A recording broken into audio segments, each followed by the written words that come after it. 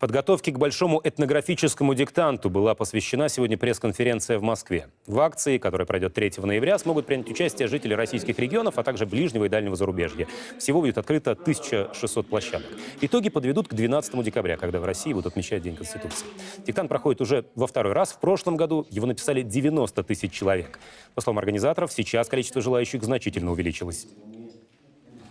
В этом году диктант пройдет во всех субъектах Российской Федерации, во всех 85 и в 11 странах ближнего зарубежья. Но этот перечень еще не закрыт, и к нам поступают заявки на открытие новых площадок. Вот вчера, кстати, пришли обращения из Франции и из Бельгии. Эту акцию мы проводим второй год, и уже нам сейчас понятно, что она переросла рамки просто этнографического диктанта. Это, скорее всего, такая акция дружбы и единства народов.